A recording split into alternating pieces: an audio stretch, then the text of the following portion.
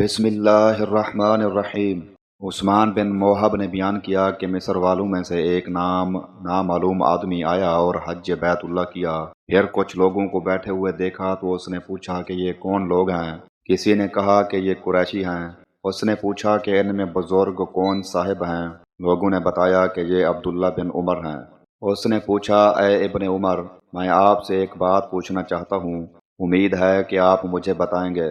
کیا آپ کو معلوم ہے کہ عثمان رضی اللہ عنہ نے احد کی لڑائی سے راہ فرار اختیار کی تھی؟ ابن عمر رضی اللہ عنہما نے فرمایا کہ ہاں، ایسا ہوا تھا۔ پھر انہوں نے پوچھا، کیا آپ کو معلوم ہے کہ وہ بدر کی لڑائی میں شریک نہیں ہوئے تھے؟ جواب دیا کہ ہاں، ایسا ہوا تھا۔ اس نے پوچھا، کیا آپ کو معلوم ہے کہ وہ بیعت رضوان میں بھی شریک نہیں تھے؟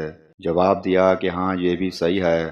یہ سن کر اس کی زبان سے نکلا، اللہ اکبر۔ تو ابن عمر رضی اللہ عنہما نے کہا کہ قریب آ جاؤ، اب میں تمہیں ان واقعات کی تفصیل سمجھاؤں گا۔ احد کی لڑائی سے فرار کے متعلق میں گواہی دیتا ہوں کہ اللہ تعالیٰ نے انہیں معاف کر دیا ہے۔ بدر کی لڑائی میں شریک نہ ہونے کی وجہ یہ ہے کہ ان کے نکاح میں رسول اللہ صلی اللہ علیہ وآلہ وسلم کی صاحبزادی تھیں اور اس وقت وہ بیمار تھیں، اور حضور اکرم صلی اللہ علیہ وآلہ وسلم نے فرمایا تھا کہ تمہیں مریضہ کے پاس ٹھہرنے کا اتنا ہی اجر و ثواب ملے گا جتنا اس شخص کو جو بدر کی لڑائی میں شریک ہوگا، اور اسی کے مطابق مال غنیمت سے حصہ بھی ملے گا۔ اور بیعت رضوان میں شریک نہ ہونے کی وجہ یہ ہے کہ اس موقع پر وادی مکہ میں کوئی بھی شخص مسلمانوں میں سے عثمان رضی اللہ عنہ سے زیادہ عزت والا اور با اثر ہوتا تو حضور اکرم صلی اللہ علیہ وآلہ وسلم اسی کو ان کی جگہ وہاں بھیجتے۔ یہی وجہ ہوئی تھی کہ حضرت صلی اللہ علیہ وآلہ وسلم نے انہیں قریش سے باتیں کرنے کے لیے مکہ بھیج دیا تھا، اور جب بیعت رضوان ہو رہی تھی تو عثمان رضی اللہ عنہ مکہ جا چکے تھے۔ اس موقع پر حضور اکرم صلی اللہ علیہ وآلہ وسلم نے اپنے دائیں ہاتھ کو اٹھا کر فرمایا تھا کہ یہ عثمان کا ہاتھ ہے، اور پھر اسے اپنے دوسرے ہاتھ پر ہاتھ رکھ کر فرمایا تھا کہ یہ بیعت عثمان کی طرف سے ہے۔ اس کے بعد ابن عمر رضی اللہ عنہما نے سوال کرنے والے شخص سے فرمایا کہ جا، ان باتوں کو ہمیشہ یاد رکھنا۔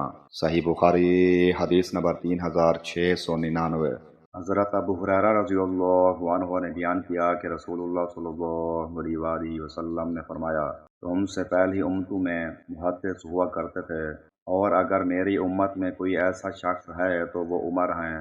زکریا بن زیدہ نے اپنی روایت میں سعد سے یہ بڑھایا ہے کہ ان سے ابو سلمہ نے بیان کیا، اور ان سے حضرت ابو ہریرہ رضی اللہ عنہ نے کہ نبی کریم صلی اللہ علیہ وآلہ وسلم نے فرمایا، تم سے پہلے بنی اسرائیل کی امتوں میں کچھ لوگ ایسے ہوا کرتے تھے کہ نبی نہیں ہوتے تھے، اور اس کے باوجود فرشتے ان سے کلام کیا کرتے تھے، اور اگر میری امت میں کوئی ایسا شخص ہو سکتا ہے تو وہ عمر ہیں۔ صحیح بخاری حدیث نمبر 3689۔